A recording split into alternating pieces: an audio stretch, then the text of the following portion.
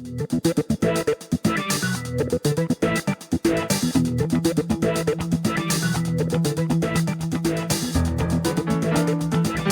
are listening to the Sdsu Football Podcast, presented by the East Village Times, with your hosts Andre Hagverdian and Paul Garrison.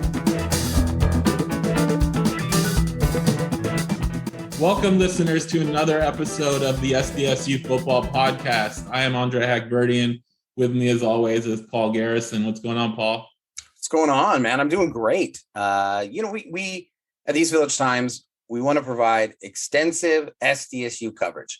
And over the last week, our SDSU baseball beat writer, Evan Anderson, started his baseball previews. Our basketball team, led by Austin Tark, SDSU basketball beat writer, has produced great work. You're doing what you do, which is killing it. We had Hassan on here, and I don't feel like I fully got the story until I read your article and heard his dad's comments about why they bonded with the staff and how all of the support post-injury really meant to him. So it's super exciting and rewarding to see us be able to put that level of coverage, and just looking forward to conversations with our guest, Daniel Bellinger. How are you doing, man? I'm doing great. I got to say, baseball, SDSU baseball is not something I can say I am a diehard follower of. I'll admit that. Football and basketball have taken most of my time, but I'm definitely looking forward to this season, especially when we've got a professional baseball league that may or may not even have any games anytime soon. So hopefully we'll go out and check out some SDSU baseball games this year. They're great. Not a bad seat in the house. Tony Gwynn Stadium, absolutely. When they give all the details about, encourage people to get out there, support the team. So in this episode, later on, we have an interview with Daniel Bellinger, former tight end of San Diego State, who is preparing for the NFL draft. Get some insight on, this past season from him and his future moving forward. But before we get into that interview, we're going to answer another question we received from our followers on Twitter. So Joel, at SDSU_alum2003, asked, will SDSU get into the Big 12 or Pac-12? Do they really even need to get into a Power 5 conference? So Paul, I'll let you go first. All right, so fair enough. First of all, Joel is a great follow on Twitter. Tons of stuff about the stadium, the impacts of that. He's just a good Aztec fan. Definitely recommend you follow him. I think there's kind of a way to answer this would be to say that there's two parts to it. On the one hand, there's the part where San Diego State needs to do what it can do to make itself a good candidate. On the other hand, they need an event. They need an opening to happen in one of these conferences. I mean, as wonderful of a university as the University of Utah is, no one was pining for them to be elevated to a power conference. It wasn't until the Pac-12 decided that they were going to try to do some power move, the move that the SEC was just actually successful in, and raid the Big 12 and create a super conference. And they needed a bridge between their West Coast schools and the schools, Texas, Oklahoma. And so Utah became that bridge, and there became a need. And then all of a sudden they're elevated. People were not knocking down on the door of BYU or Cincinnati or any of the teams that just recently are going to be moving into the Big 12. The other teams left, and there became a need. So I think there's those two parts. San Diego State needs to do everything it can do, and then it also needs to have a need where somebody's going to invite them. So Andre, kind of directing that question back to you, what is it that San Diego State can take care of, that it needs to do to give itself the best, resume to those Power 5 conferences? So I think winning it starts with winning. Power 5 conferences want teams that win. I think Cincinnati, over the last 2 seasons, with the success that they had, made them extremely attractive for the Big 12. Houston, who's had NFL draft picks, first-round NFL draft picks, they've been in good bowl games. Teams like that, you have to consistently win. And having a 12-win season was fantastic. It boosts the resume, but you got to do it. Obviously, you don't have to win 12 games every year, but you got to win 10 games. You got to win 11. You got to win your conference.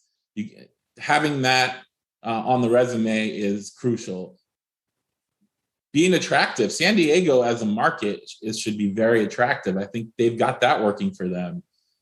With no professional football team, no professional NBA team, no professional hockey team. I think San Diego State, brand-wise in San Diego, has become a much bigger thing to sell, not just within San Diego, but within California and within the country. So I think those are two crucial factors.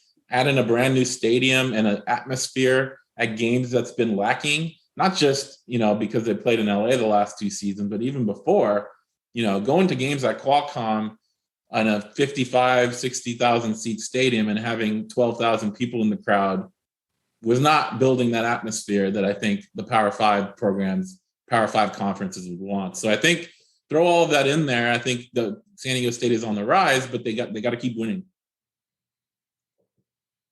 Yeah, I think the crowd sizes of Qualcomm were a little bit more, but so was Qualcomm. Qualcomm 70,000 people, and it's just, it's nuts. And I think you hit on everything. I'd add that the status of the university as a whole, moving to that top research institution, the tier 1, the R1, is going to help. And then I think that you hit on it. I think State has done what it can do.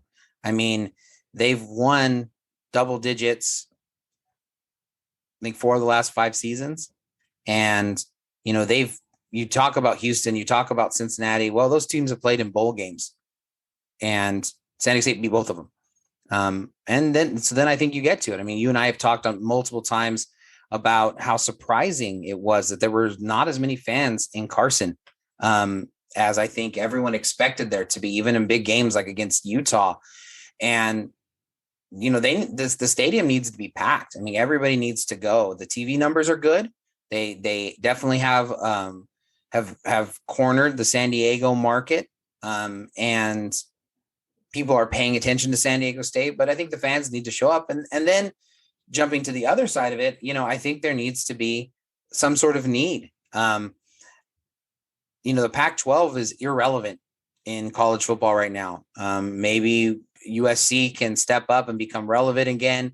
But I think the Pac-12 might say, our best bet going forward is not expanding our footprint. Our best bet going forward is to be relevant by having teams that can compete for the national championship. Would a team based in San Diego be able to do that? The SEC is not, Alabama and Georgia is not worried about competing with Texas and with Oklahoma year in and year out. They look forward to that, and they're trying to bring in the best schools. And so people worried about, what San Diego State might bring, I think is kind of an idea of the past. The Big 12, their TV contract, when it comes up, are they going to look to the wanting to expand their base, get more TV products, and go that route? But it's an interesting question. So now the last part of that, do they need to? What say you? It depends on how you define. In my opinion, I believe they need to. To get to where the program wants to get to success-wise and financially, I believe they do need to get into a Power 5 to attract higher-level talent, attract higher-level opponents. I think the program, they want to get into a Power 5, and I think they need to get to where the goals that they've set for the program, for the school. I think it's something that I think they want to, whether they need to. I think they do. Some people might differ or disagree with that. But to get to the goals that they want to, I don't think they're going to do that, be staying in the Mountain West Conference. Yeah, and just presenting the other side. I mean, I think it is very obvious that there are different tiers among the group of 5 schools, right? On the field, Nevada has been a better program than Colorado State, but it was Colorado State, because of their new stadium, that was able to go and hire the coach away from Nevada. And so there's definitely tiers. And San Diego State, because of all of the defections that you mentioned earlier from the American Conference going to the Big 12, the Mountain West is easily the best, when those schools move, is easily the best group of 5 team. And so if there is in the new playoff, the expanded playoff, if there is one spot for a group of 5 school, every year that San Diego State wins the Mountain West, they're going to go to the playoff. And, if they can continue to improve, the conference continues to improve, they could have a de facto automatic bid that way, because they can compete at that high level. And obviously San Diego State, with the revenue that they're going to be having from the new stadium, hopefully the atmosphere, and then if they're able to expand the playoff and they're able to get access that way, it may not be as important as it once was to be in those conferences. That said, I think, I'm with you that getting into one of those lucrative bowls, they matter. Conferences, I beg your pardon. It matters. It matters in basketball. It matters in their Olympic sports. It matters what conference you're a part of in terms of, getting more donors to give to the school. And there's so many different aspects where it helps. But can San Diego State be a perennial top 25 team? They're already really close to being there. They're always on the brink of being that kind of school. Even now in the Mountain West, you get these things going forward, and, it should trigger a golden age of San Diego State sports, not seen since, the last time San Diego State moved into a new stadium with Don Coryell as the head coach. Yeah, to take that first part of Joel's question, will they get into the Big 12 or Pac-12? I think both of you and I will agree the Pac-12 probably isn't going to happen.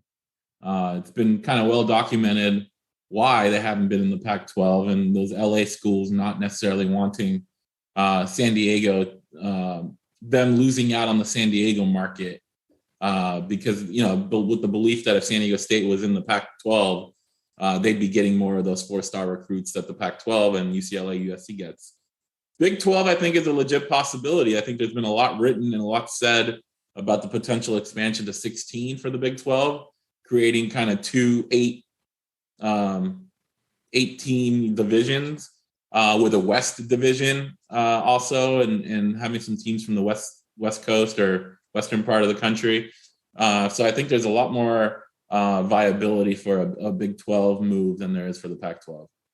Well, and I will say, as things currently stand, right, it is always volatile the way things work. And so, one of the conversations they're having about right now is expanding the playoff. And there was a thought that they could amend the current contract and change the playoff presently.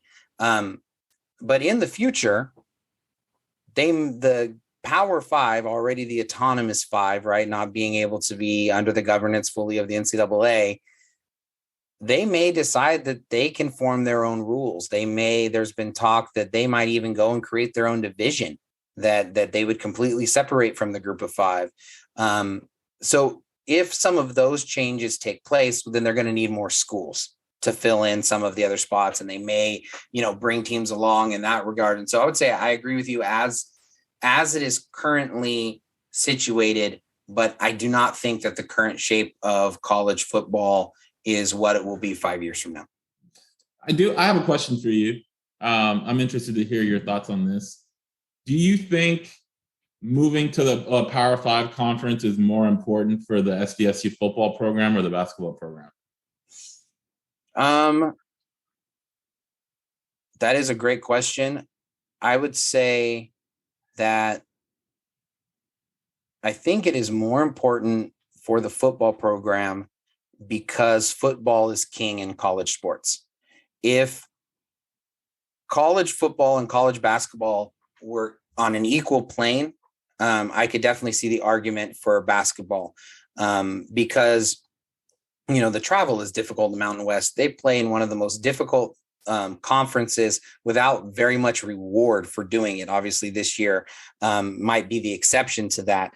But I mean, you go in that game that they've just got done playing, at Colorado State, obviously looks good on the resume this year. But I mean, that's a top 15 place to go and win in the country. I mean, that is a tough environment, sold out, altitude, all of the travel, etc. And so I think being able to be in a little bit nicer places to travel, would help the basketball team a lot. But, with football being king, I think that the new stadium should galvanize the fan base. But if they got into one of these big conferences, the Aztecs could start approaching where the Padres are in terms of fanhood, and it would be wildly exciting. The stadium, I would bet, would get expanded with the extra money that they would have. Being able to, every other year playing schools, whether it's the Pac-12 or whatever. So I would say football. But what about you? If the goal is to win the national championship, it's definitely football, because college basketball, a non-major conference team can win the championship, right? We've seen what Gonzaga does. Gonzaga is a top 5, top 10 team perennially. They've been in the Final Four 2 out of the last 3 years. A Mountain West team like San Diego State has a much better chance of winning the college basketball championship, and it has 0% chance currently of winning the national or the football championship or the national football playoff. So I think if the goal is to win the national championship, it matters more to football.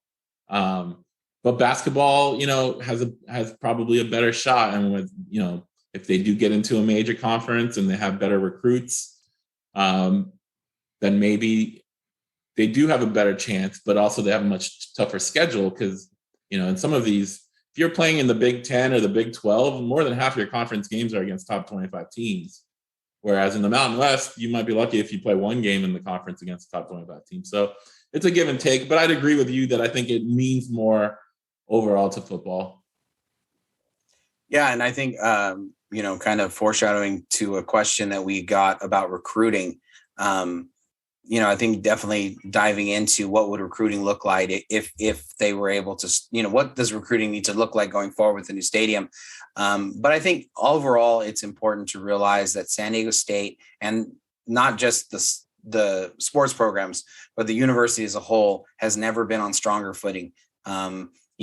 Dean Spanos, for all of the ire that he deserves from people in San Diego, his stubborn, odd refusal of the Mission Valley site, was a gift to, I think, the community, because being able to not just have more apartment buildings, but being able to, increase the enrollment at one of the, premier universities in the region is by 15,000 people, I think is a huge, huge win. The Innovation District and all the things that are going to be coming from that is just a huge win for San Diego and the university and both teams. If nothing changes, going back to Joel's kind of second question, if nothing changes, they've never been in a stronger spot.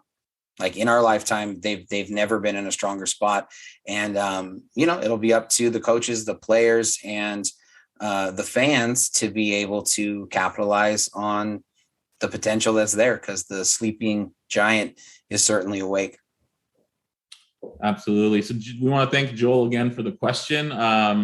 If any other listeners, followers have any questions you'd like us to discuss on the podcast, send it our way and we'll get it on one of the future episodes. Our guest today is former Aztec tight end Daniel Bellinger. In his 4-year career at San Diego State, Bellinger caught 68 passes for 771 yards and 5 touchdowns. Bellinger decided to forego one more season on the Mesa and declared for the NFL draft, looking to be the next Aztec tight end to make it to the pro level. Welcome, Dan. Thanks for coming up on the podcast. How are you doing today? Yeah, thanks for having me, and I'm doing good. So just some background on you. Your grandfather was a Navy pilot in Vietnam. Your great-grandfather was a bomber pilot who lost his life in World War II. Both of them graduated from the Naval Academy. How close were you to following in their footsteps coming out of high school? Very close. I definitely had a tough time trying to decide. And, my grandpa was on my phone every day trying to push me to go to the Naval Academy. But, they were both great opportunities, to either go to San Diego State or the Naval Academy. So I was blessed to have both, and I was very close to deciding on the Naval Academy. But, I couldn't really beat the weather in San Diego, and it's a little bit closer to home. So. Yeah, for sure. Did the fact that both of them were stationed at Naval Base Coronado play any role in your choice to become an Aztec?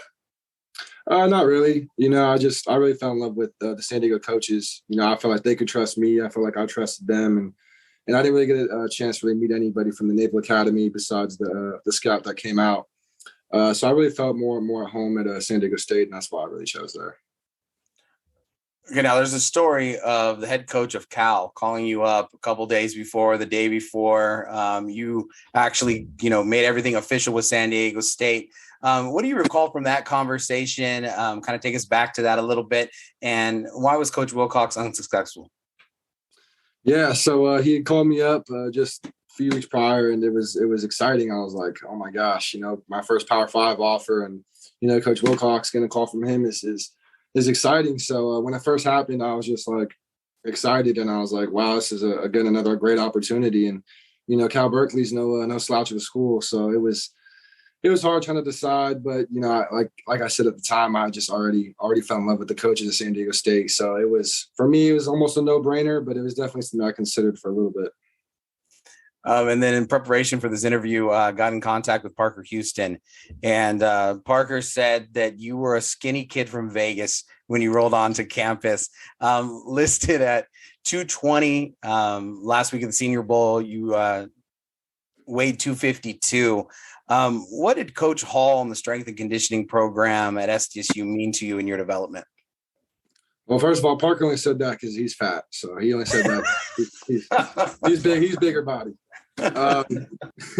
No, but great. Coach Hall did a great job. When we first came in, he hit us with the D recruitment, trying to get us mentally ready for Aztec football. And, he's been preaching ever since we got there that we don't win there based off talent. We win there based off grit and the hard work that we put in.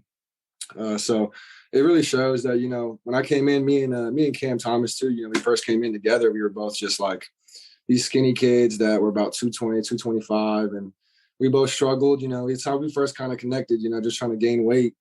And it was hard. We had to get up early, 4 or 5 a.m., get a sandwich in, get a protein shake in, and try to get that weight. But Coach Hall really pushes you to get there, and if you don't get there, he's going to make sure that you hear it. So it's his coaching is fantastic, and the stuff that he's able to do in the programs that he put together was awesome.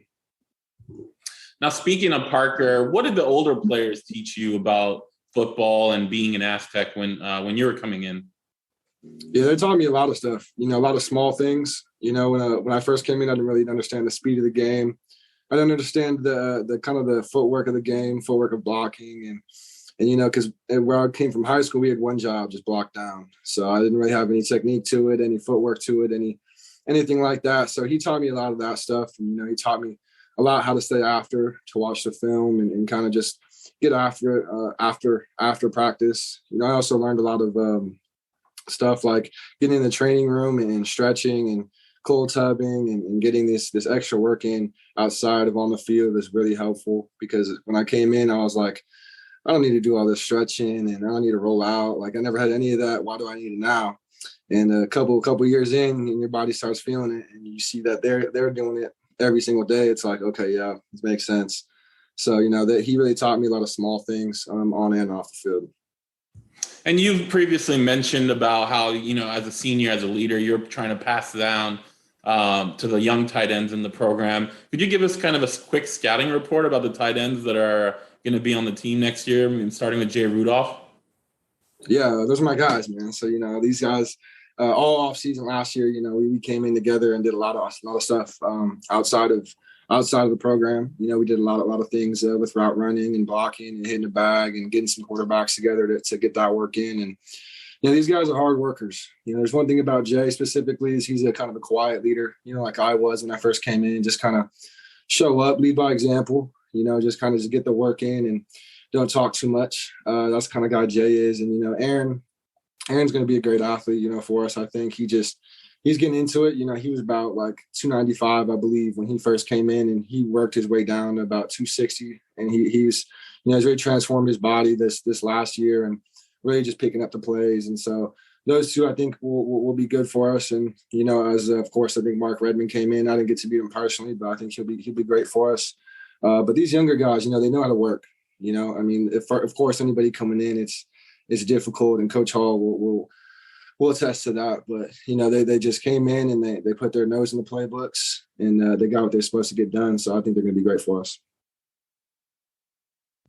The guys you mentioned, Aaron and Jay, obviously, you know, were, other than you, got the most snaps. What about some of the guys who didn't necessarily play last year? Is there anyone in particular we should look out for?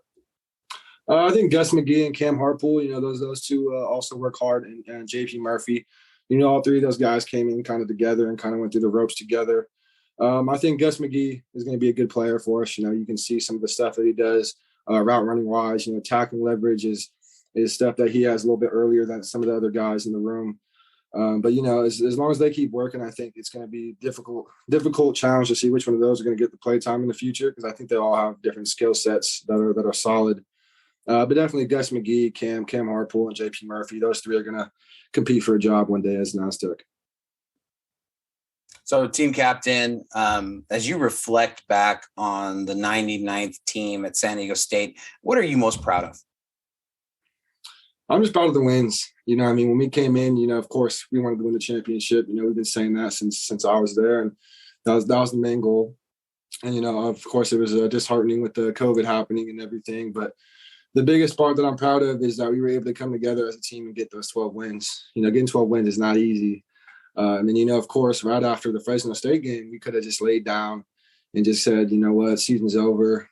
Let's get ready for the next one, or let's kind of get healthy for what comes after next. And, you know, I feel like we stepped up as captains and leaders and kind of said, no, like, we got to keep going, you know, keep the locker room focused on just winning the next one, one at a time, one game at a time. And I'm proud that we're able to come out with 12 wins. And so, you know, saying that, I mean, you come out with the 12 wins, you've always been a great team guy. But, you know, at the very beginning of this year, there was a lot of talk just about, you know, using you in the offense more, getting you more involved in the passing. And it didn't fully materialize. How frustrating was that?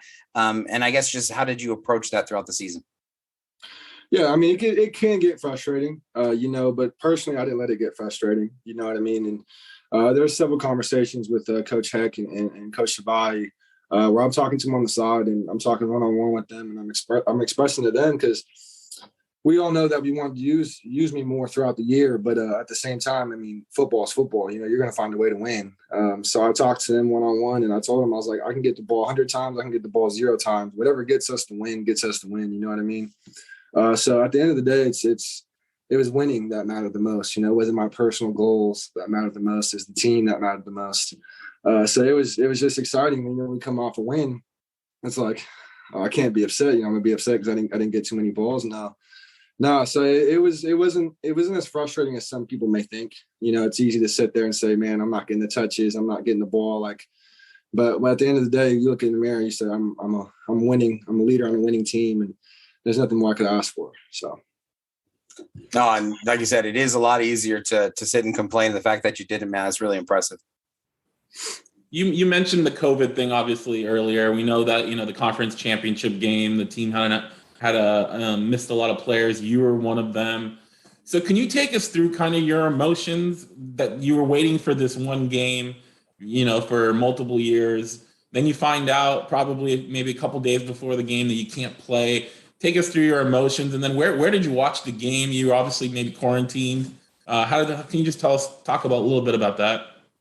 Yeah, so now that's frustrating. That was 100% frustrating. You know, it was tough because some of the guys had got it earlier in the week, and we weren't sure who. You know, we were just kind of keeping it low, not sure what was going to going on, and then some of the other tight ends in the room got it, and it was like, oh man, you know, this can't be happening, and then.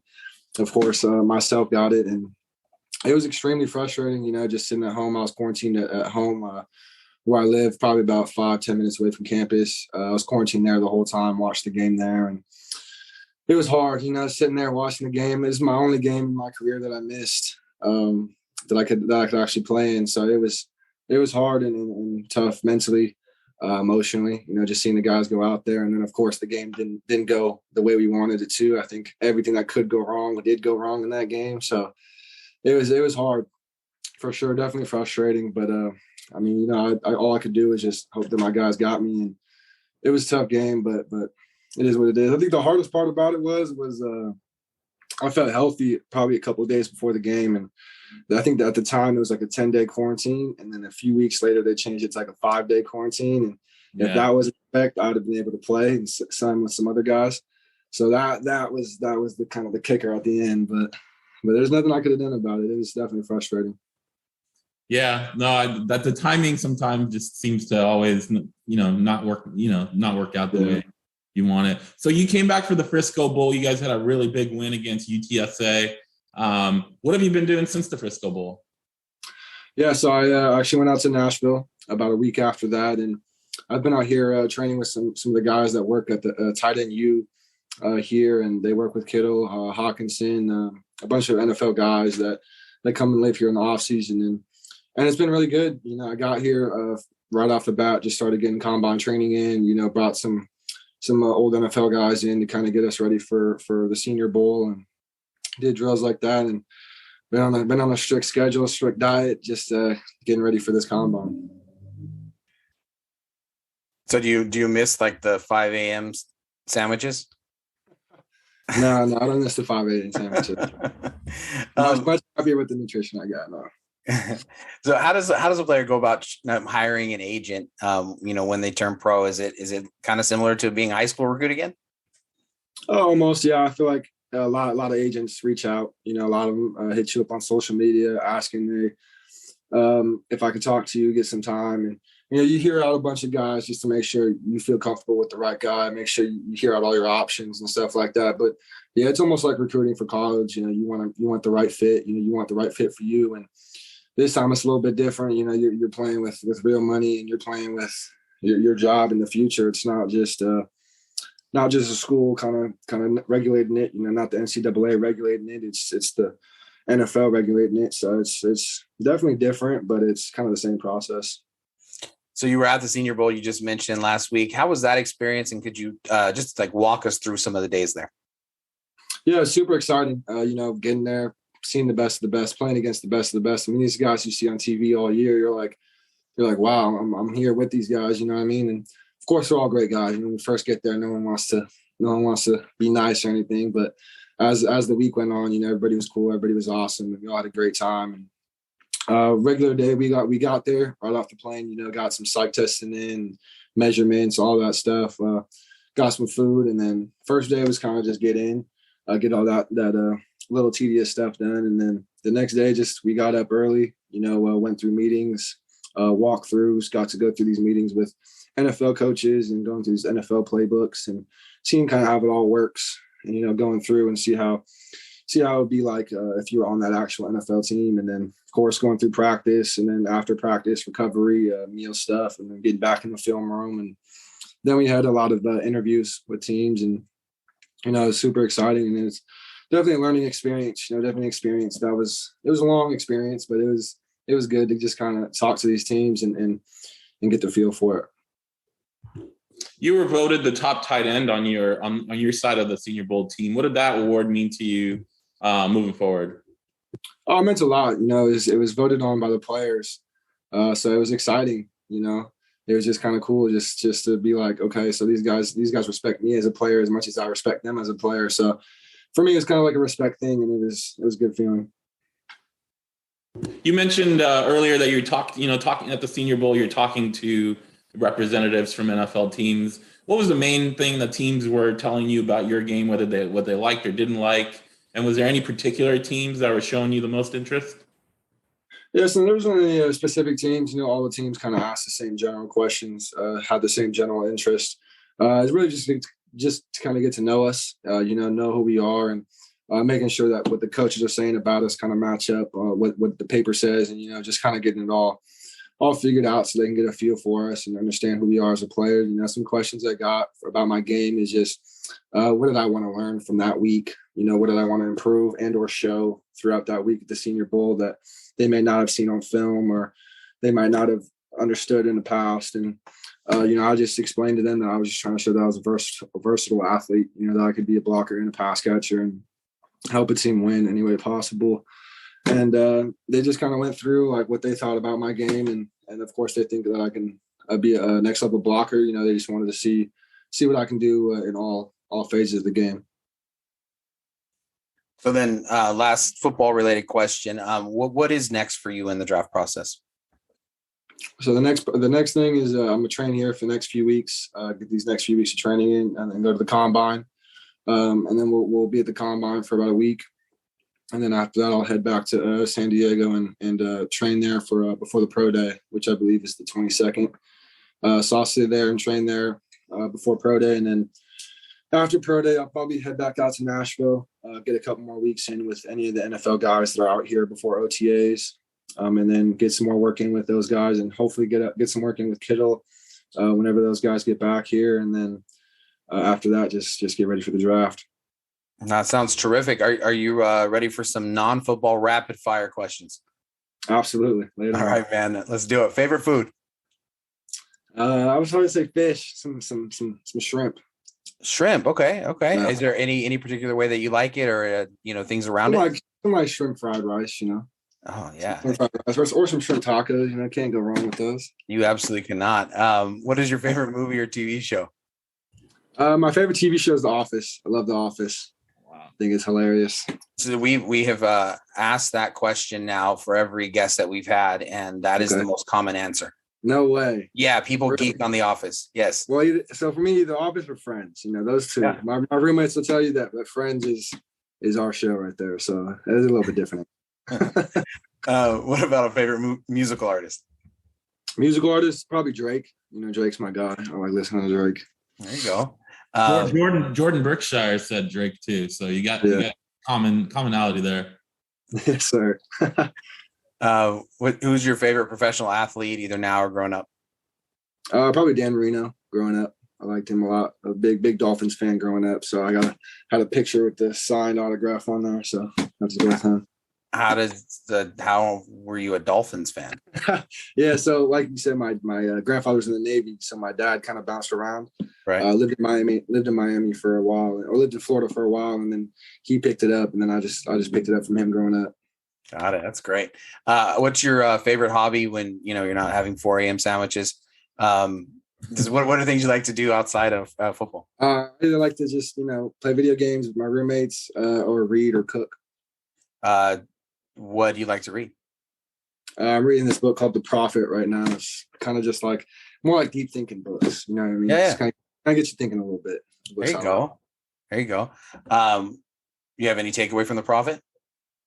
Not yet. I mean, it's kind of just like I kind of write my thoughts about it, and all I've write about it so far is that I just like the ideas and the kind of different ways you can think about it. Like one person might have a different perspective about the little poetry in the book. So just kind of like that.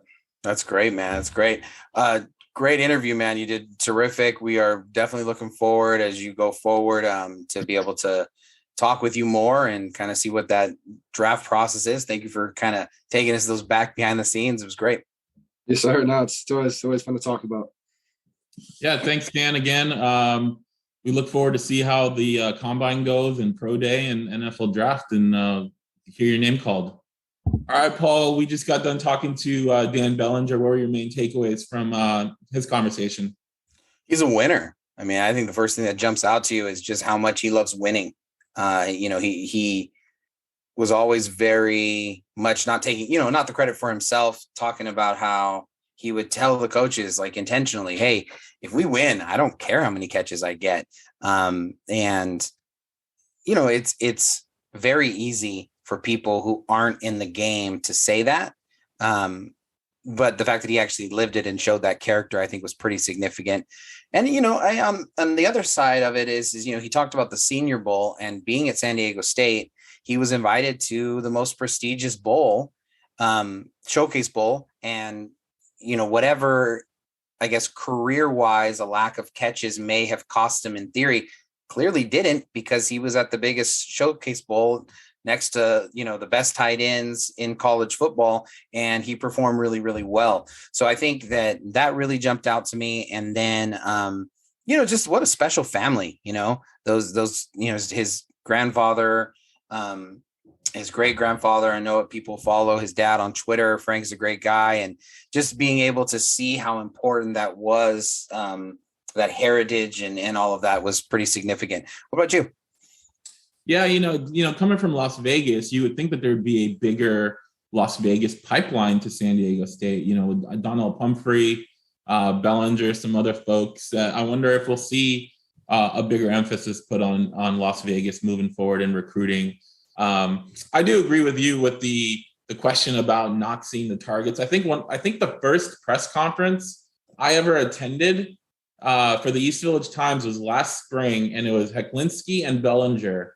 And I remember Hecklinski saying Bellinger should get 6 to 8 targets a game. Mm-hmm. Right? No, there should be no reason why he's not getting 6 to 8 targets. Well, they played 14 games. He played 13, and he ended up with 43 targets for the entire season. That is not an average of 6 to 8. Right. So to me, I think, the way he answered that question was obviously a very team-oriented, that he wasn't frustrated they were winning. And that's what you want as an Aztec. That's the Aztec way. And you can make the case that, well, his production is going to hurt his draft stock. But I think that's kind of been debunked. Because you had Cahill Waring had the same production 4 years ago, and he got drafted in the 4th round. Mm-hmm. When I spoke to Dane Brugler in early January, he said scouts don't really care about the production because they see the film. They see that he doesn't drop passes. They see his blocking. They see his ability to get off the ball and off defenders. And so, I don't think that production really matters as much as you would think, on paper. Yeah. And I think too, just piggybacking off of that, he does block really well. I think Brugler, as you were mentioning, was saying, he didn't give him the highest grade on blocking. But I also think that he was able to show that he's an elite blocker, not just an average blocker, but he can take on guys who are bigger than him. He has the athleticism to do some pass protection as well. And, I think that really helps him because unless you're, Gronkowski or Kelsey or those kind of guys, the NFL is going to want receivers who are pass catchers. You got to be able to do both. You got to be able to show that you can make the offenses dynamic and make them unpredictable and be able to do both of them. And so, he should be in a really, really good place. And clearly any NFL team that has a conversation with him are going to walk away pretty impressed. Yeah, I'm going to let my personal bias come out here a little bit, but he would fit great in Tampa Bay. in Bruce Arians' office, the tight end they play a lot of 12 personnel and they block. And I think Gronkowski's probably going to retire again. Yeah. I think there's going to be a big opening at tight end, and I think he would fit Bruce Arians' offense to a T with his skill set. So, I might have a little, on draft day or draft days, because they're obviously split out over 3 days. Mm-hmm. I can see him ending up on Tampa's radar. Obviously, every team is going to want someone with his skill set. So, but in an offense like that utilizes 12 personnel and a lot of blocking in the run game and in the pass game, I think he'd be a great fit there. Yeah, and last takeaway for me, I felt really bad for Parker Houston being fat, as as somebody who is a little soft in the midsection. That hurt for us a little bit, but I thought that was great just to see that relationship and them being able to, just have that camaraderie still and that friendship. Yeah, it was definitely the first and hopefully last fat joke of the Sdsu Football Podcast for our listeners and our guests. So who knows? And our hosts. If they're developed, if the jokes are given with that kind of great timing that Daniel delivered, keep them coming, man. That's great. That's going to do it for this episode. Hopefully you guys enjoyed our interview with Daniel Bellinger. Make sure to hit the subscribe button, and we'll talk to you next time. You are listening to the Sdsu Football Podcast, presented by the East Village Times, with your hosts Andre Hagverdian and Paul Garrison.